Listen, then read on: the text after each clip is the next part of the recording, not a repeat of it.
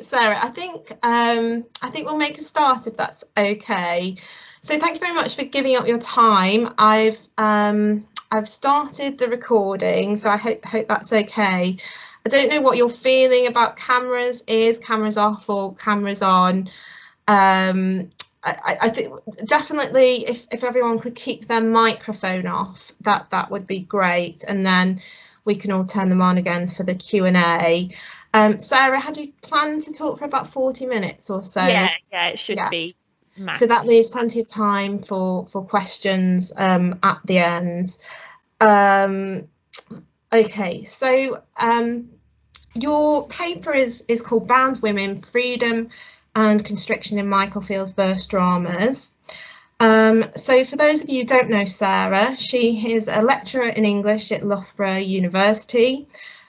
She's author of The Lesbian Muse and Poetic Identity, 1889 to 1930, which is published by Routledge in 2013, and Michael Field Decadent Moderns with Anna Ruina, which is published by Ohio University Press in 2019.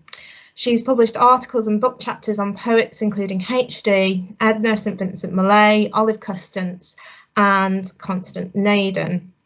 And her current research focuses on the enduring careers of mature women poets in the period 1895 to 1922. So I will turn my camera off now, Sarah, and I'll turn it on towards the end. Okay, thank you. Thanks so much, Jane. And before I start, I should say thank you to Gwen Lester for inviting me. And sadly, she can't actually be here for the talk, but this sort of goes out to her, and I know she's going to watch the recording.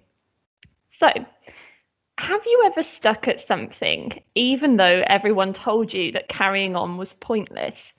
What kept you going? Don't worry, I'm not about to tell the story of my academic career. I'm asking these questions as a way into thinking about Michael Field's commitment to the verse drama in the face of critical derision and neglect. So at the dawn of the 20th century, Michael Field, that's Katharine, Bradley and Edith Cooper, were generally accustomed to the negative reception that their verse dramas received. Although they attracted early acclaim for their plays Callirrhoë and Fair Rosamund, published in 1884, their later plays were greeted with ridicule or worse, completely ignored. Nonetheless, they remained committed to verse drama as a form. In fact, following their lyric volume Underneath the Bough in 1893, they returned to verse drama with renewed vigour, aiming to respond to modernity with plays that, though set in antiquated historical contexts, reflected their own transitional age. And I've listed some of them here: Attila My Attila, The World at Auction, The Race of Leaves and Julia Domna, aka the Roman trilogy, and Anna Ruina, which I'm going to talk about later, followed by the anonymously published Borgia, and then 6 more plays published under that name.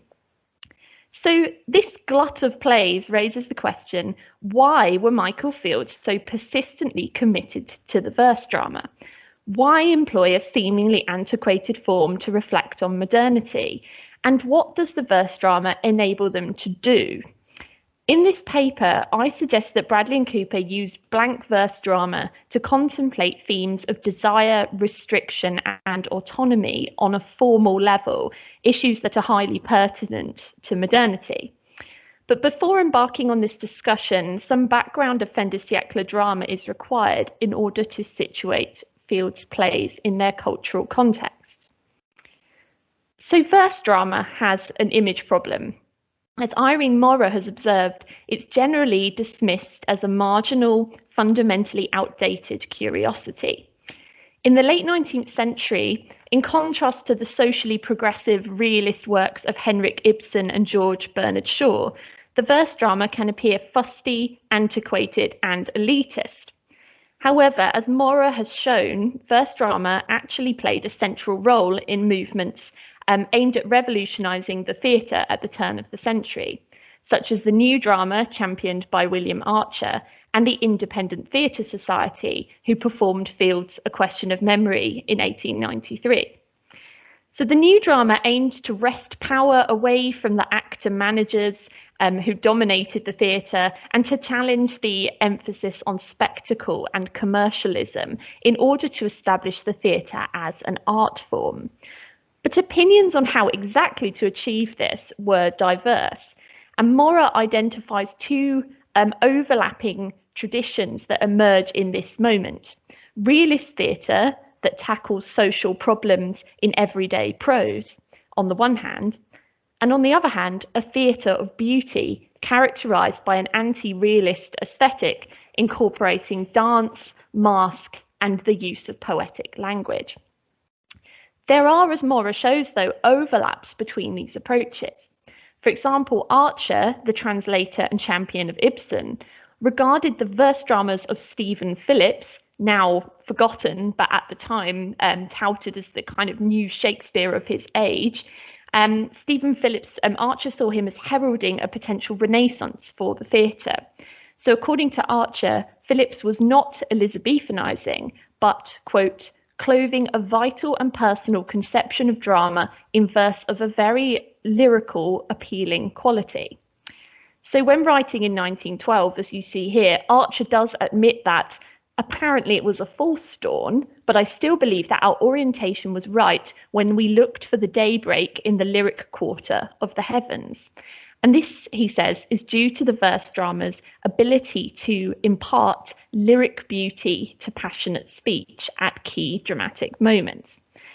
However, Archer proposes that verse drama should only be used to treat appropriate themes, such as narratives, quote, sought on the outskirts of history or in the debatable land between history and legend.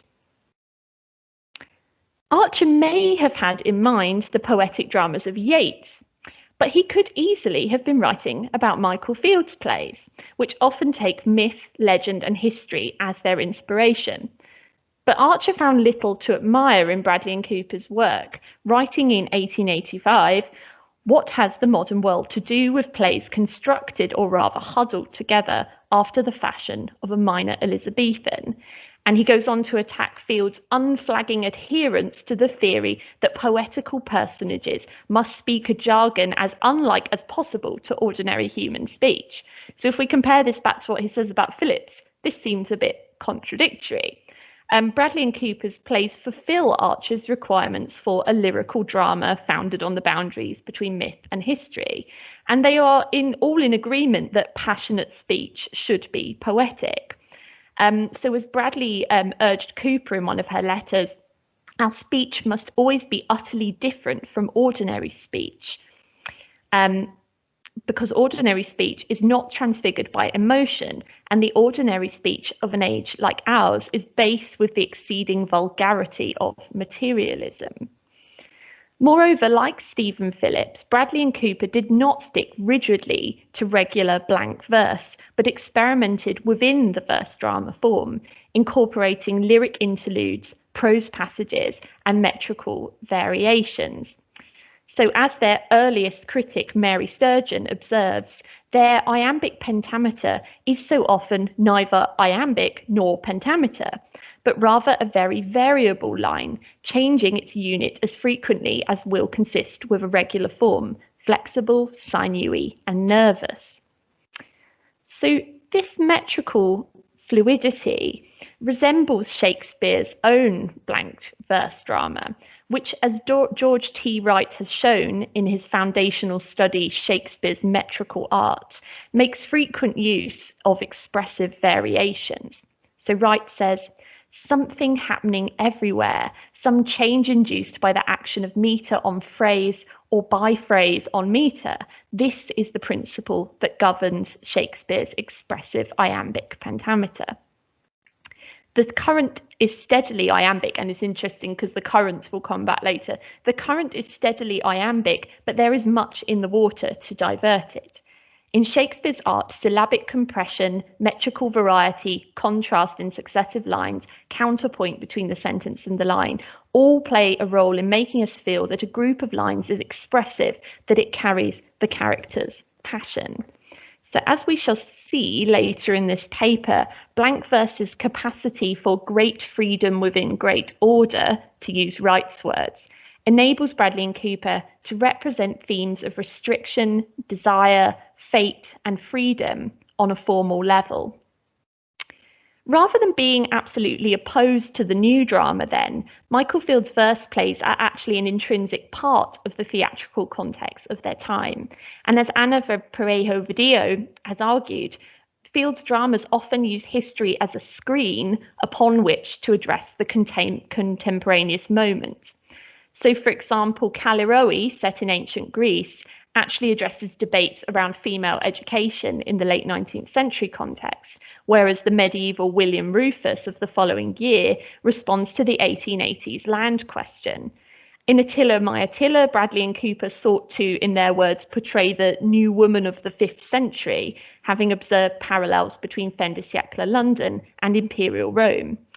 So while the antiquity of Field's style and their settings cloaks the contemporaneous significance of these works, their plays represent an important, if unconventional, response to modernity that has been recognised increasingly by critics.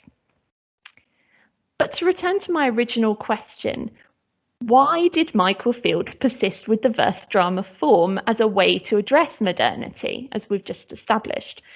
So following their attempt at a prose play, A Question of Memory, which I think many people know performed for one night only and very badly received, they then hurried back to the verse drama form with Attila My Attila, and in spite of that play's failure and critical derision, they continued to cling to the form as if with gritted teeth. It's my hunch, I suppose, that the blank drama verse form was clearly doing something for them, something that they could not attain through other forms. And this is where I invoke Caroline Levine's very useful and important concept of affordances. And so Levine describes the particular constraints and possibilities that different forms afford, asking what is a walled enclosure or a rhymed couplet capable of doing. Each shape, social or literary, lays claim to a limited range of potentialities. So applying this idea to Field's plays, we might ask, and indeed I will ask, what are the affordances of blank verse drama? What does this form enable them to do? And how does this link into the themes that they're trying to address? So firstly, in its very multiplicity, blank verse drama is the ideal form for exploring identities and the boundaries of identity. And in this sense, Michael Field aspired to be like Shakespeare, ever modest. They set their sights fairly high. So in Coleridge's famous words, Shakespeare is a myriad-minded genius who could become all things, yet ever remain himself. What better role model for two women who sought to, in their own words, overcome the centralisation of the visible in ourselves through their collaboration? That's to paraphrase the preface to Sight and Song there. So Bradley and Cooper's verse dramas enable them to imagine and incarnate characters far beyond their own experience and to achieve a form of poetic impersonality. And in doing so, evade those accusations of gushing self-revelation long associated with women's poetry, and particularly the poetess tradition. So Field's lyric poems were, of course, already polyvocal due to their collaborative dynamic. So think of the layering of voices in the Sapphic volume Long Ago, for example. But the verse drama form enables them to explicitly revel in such polyvocality, constructing a paradoxically unified poetic identity that is also openly multiple. So as Bradley explained in a letter to Havelock Ellis, the work is a perfect mosaic. We cross and interlace like a company of dancing summer flies. If one begins a character, his companion seizes and possesses it. If one conceives of a scene or situation, the other corrects, completes, or murderously cuts away. Let no man think he can put asunder what God has joined. So this passage captures the complex negotiations and tensions that characterise the Michael Field collaboration. Certain plays can, for example, be attributed to one author, although all the plays were published under the Field pseudonym or the author of Borgia pseudonym. So they sought to overcome their individual differences in order to achieve the unity that they associated with what they would term the male genius. In other words, long before T.S. Eliot, Bradley and Cooper achieved a form of impersonality through multiplying their personalities in drama, so exploring the manifold psychological perspectives of different characters and speaking as and through them. Moreover, like Bradley and Cooper themselves, their characters within the plays often strive to escape the bonds of a fixed and singular identity. So the notion of performance as a profound profusion of the self runs throughout their plays. So the plays are quite kind of meta in that sense. They comment on the performance and on the multiplicity of identity that is inherent to their very form and practice. So, for example, the Dance of Pylades in the Roman trilogy emulates heroines from Greek myth. So, it kind of takes on a cross-gendered performance. And he declares, "I am an artist and become all creatures on the instant with my art. No influence can touch me." And through their plays, Bradley and Cooper too sought, in their own way, to become all creatures. So I want to move into talking about two specific plays now in relation to these themes of freedom and constriction. So this desire for freedom of identity and to escape the fixed bonds of identity resonates particularly with Michael Field's complex female protagonists, who often strive to forge their own narratives against the forces that would control and contain them. And the two plays I want to focus on now are Deirdre and Anna Ruina, and both concern women who have considerable power within the plays, but are still entrapped, literally and metaphorically, by the expectations of others. And both plays were conceived at the close of the 19th century, around the same time, as you can see here.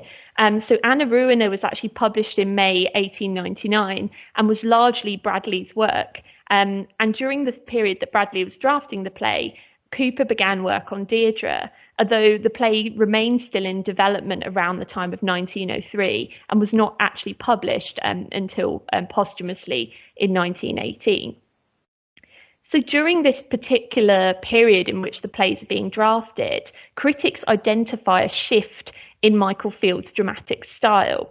So Verdillo has noted that Bradley and Cooper started to break with the traditional 5-act structure during this period and also increasingly experimented with metrical flexibility, while Sturgeon, again in that early volume on Michael Field, writes that, quote, "Form is now as important as, or more so, the matter, and the two cannot be separated."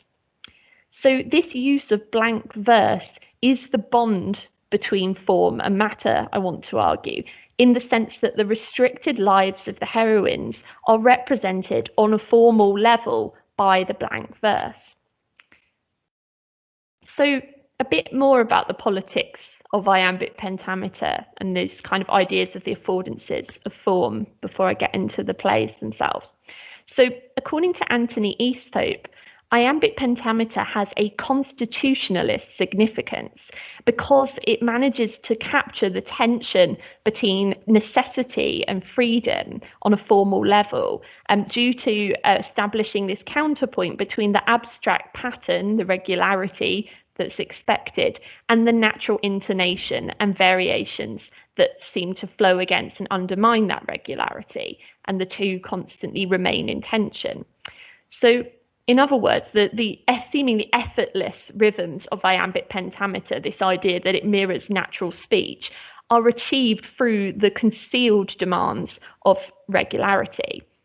And it's actually Robert Graves, along with Laura Riding, that discuss the political resonances of the form in quite literal terms. So Graves says, metre considered as a set pattern approved by convention will stand for the claims of society as at present organised. The variations in metre, I think it should be, will stand for the claims of the individual.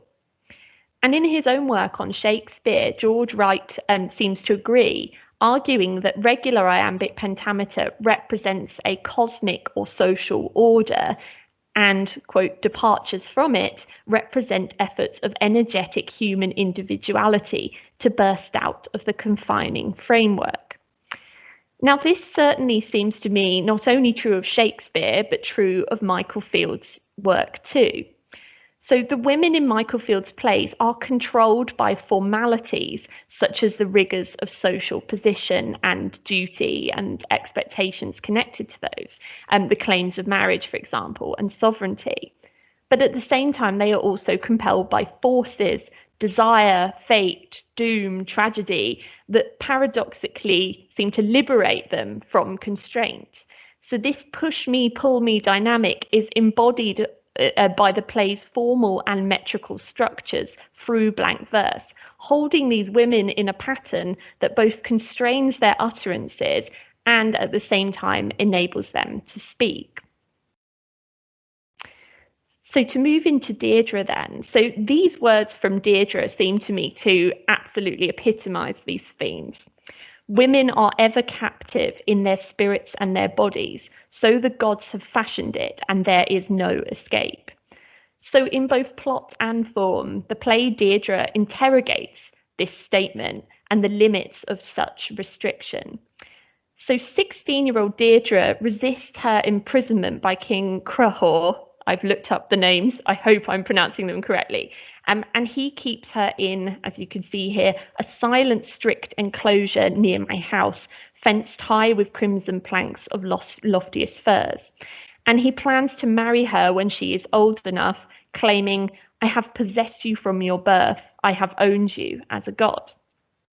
However, the wise woman Loughborough has other ideas, protesting that Deirdre is, quote, "not ours, nor fate's, nor any man's, for she will choose close prisoner as she is, her destiny." Deirdre herself agrees, asserting her right to forge her own narrative. "It was their story of me, not my own. That we will make today." So Deirdre defiantly chooses her own lover, the warrior Naoise, and attempts to forge her own destiny by escaping with him and his brothers to Scotland. However, fate catches up with her when Naoise insists on returning back to Ireland.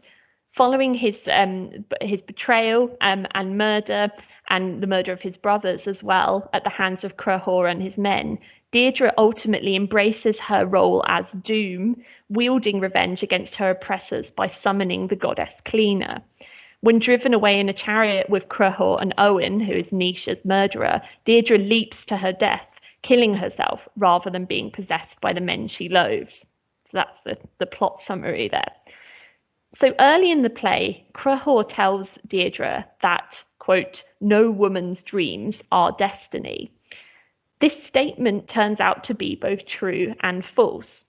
Deirdre fails to forge her own unconstrained narrative, the story of herself she says that she will forge at the beginning of the play.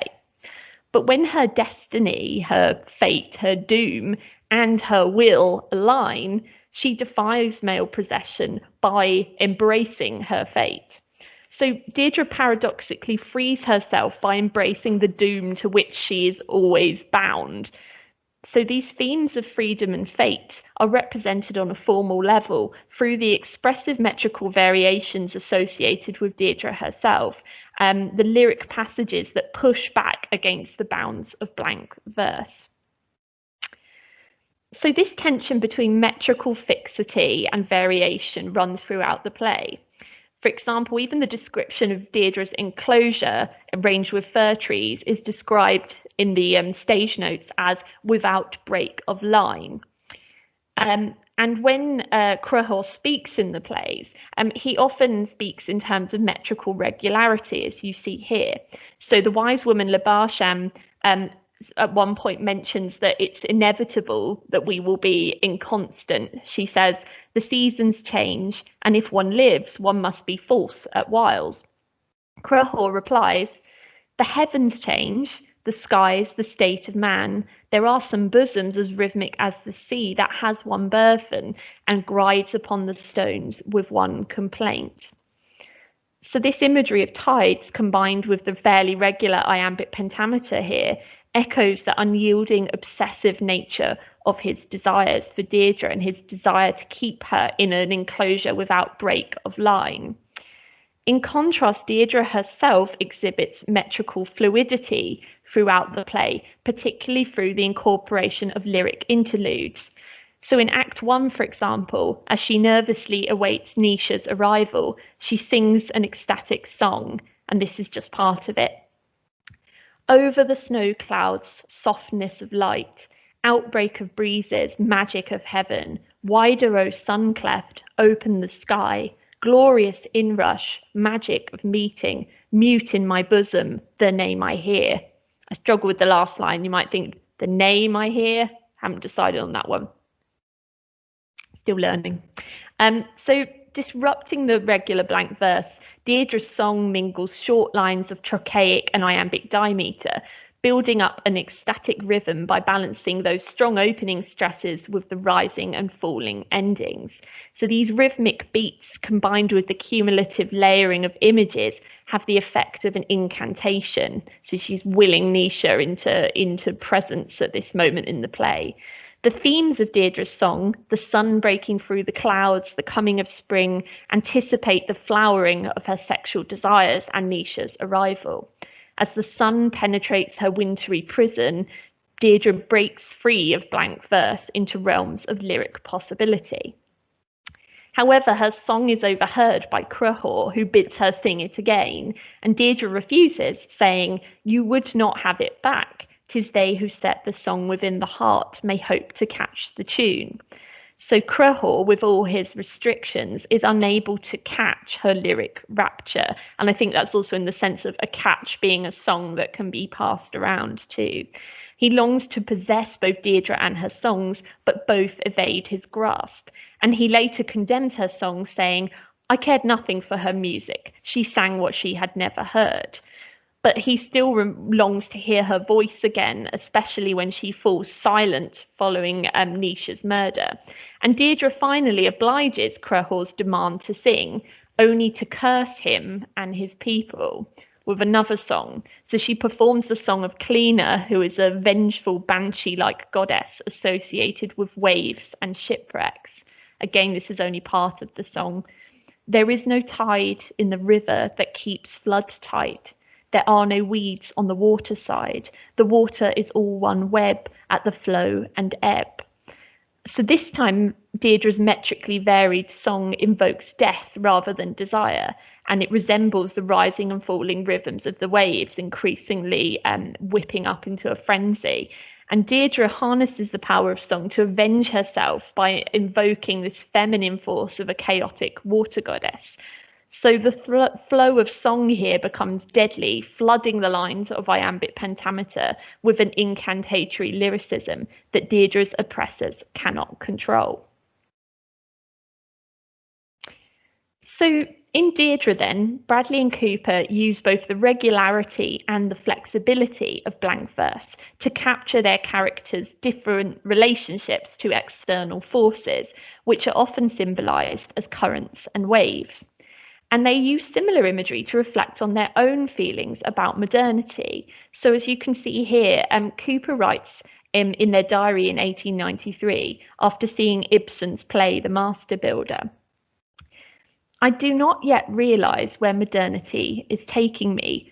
I am moving with it as down a stream, not using it enough for motive force like water full turning a mill. But I do not get frightened. I maintain a resolute patience. I cannot define my position to law and anarchy, though I am certain we are doing an unnatural and destructive thing if you allow the claims of others to mar the freedom of self-realization as the central need of our lives and the condition of happiness."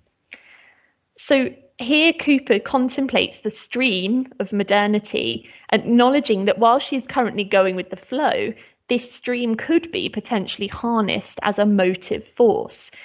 And this leads her to reflect on how the claims of others can conflict with the freedom of self-realization. In other words, should she follow her own desires? And would doing so mean going with or against the tide of modernity? And I suggest that Michael Field's blank verse works in a similar way to reflect on the challenges of modernity and to represent on a formal level the external forces that compel the individual that can be used as a propelling force or against which the individual can heroically and tragically battle. So questions of modernity are inherent in the blank verse form of the plays. So I want to now briefly turn to Anna Ruina, which I think, unlike Deirdre, which has been written about a little bit, I don't think there's really anything out there on Anna Ruina. And I think it's a really interesting play. So this play asks similar questions about the relationship between modernity and self-realization. As Anna herself declares, history must flow the way we will, who are the current of the stream. So Bradley was inspired to write the play after reading an 1896 article entitled Russian Princess Queen of France. So Anna is the widow of Henry I of France, and she's the mother of Philip I, but the play is about her embracing of a scandalous union with the married Count Raoul. So unlike Deirdre, Anna is a mature woman who has attained a certain degree of independence. And I wonder if this perhaps reflects Bradley's own maturity. She just turned 50 when she started writing the play. So Anna's role is defined as a widow, a mother, and a queen. But at the beginning of the play, she starts to realize that her identity exceeds these roles, saying, "I have been wife and mother. I am queen. These are mere offices. I see myself with my nurse in Russia stripping cranberries from the sharp, thorny boughs." So here Anna asserts her autonomy, dissatisfied by the roles that are defined by her relation to the patriarchal system. And she refers back to her childhood in Russia. So I think this is also about attaining autonomy through claiming a kind of otherness of national identity. So as the meter subtly shifts from iambic pentameter, especially before this passage, into the irregularity of the final three lines, the image of stripping berries from thorny boughs encodes the danger that awaits Anna, both the danger of sexual temptation and, more significantly, the masochistic tendencies that lead her to temporarily reject Raoul and repress her desires, with tragic consequences. So similar to Deirdre's enclosure, Anna's landscape reflects her circumscribed role, which is defined by her fertility. So the tower at Senlis is an important symbol that recurs throughout the play, and it's Anna that has built this tower in honour of the Virgin Mary in order to cure her barrenness. Therefore, while the tower represents her royal power, it also symbolises her capitulation to the expectations of others. As she herself states, "It was for France I prayed, for succour of a kingdom, not myself." Now a widow, Anna is finally free to define her own identity, symbolically refusing the assistance offered by her noblemen. "No, my fair lieges, I will tread no more on paths prepared. Henceforward, as I choose, I walk and catch the briars." But as Anna and Raoul begin to court one another in the woods, they struggle against violent storms that seem to represent the external forces that threaten them and their union.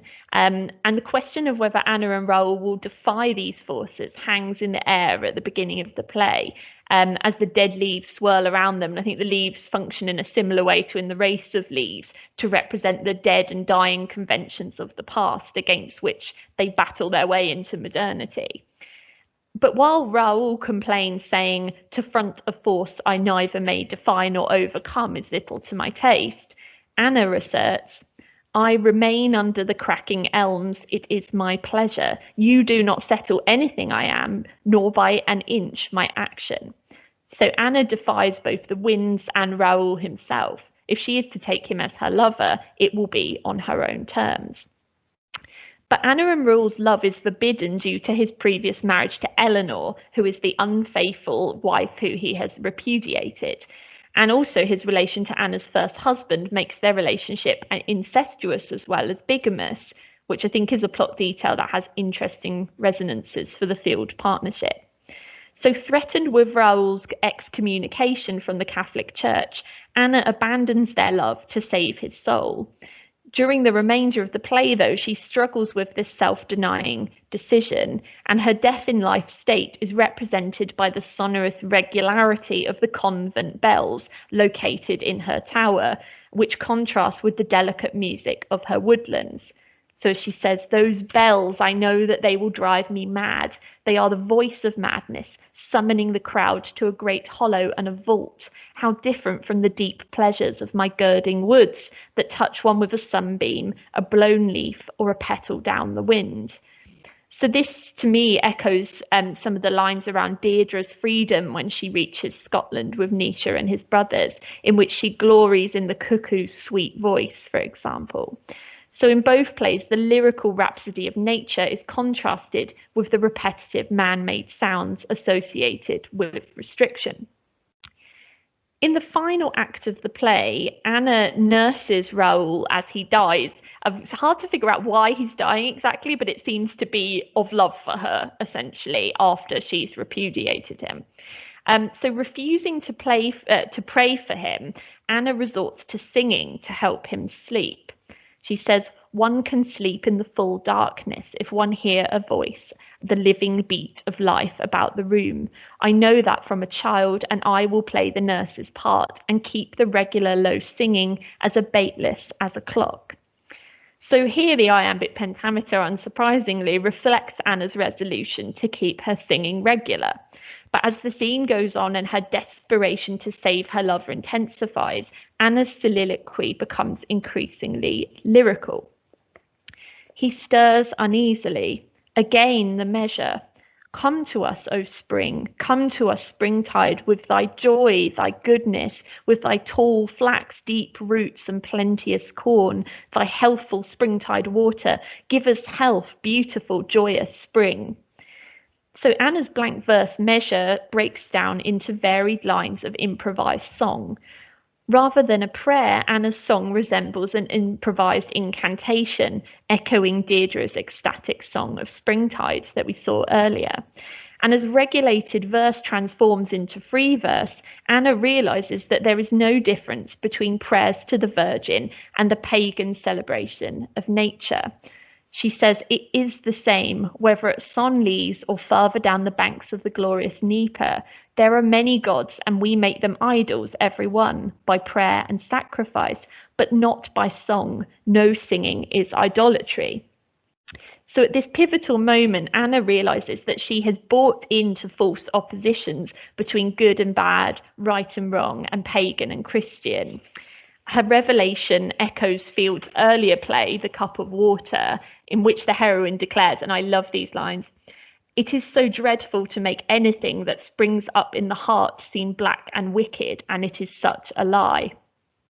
So Anna finally connects her natural impulses for spring, for life, for motherhood, her desire for Raoul, with the worship of the Virgin.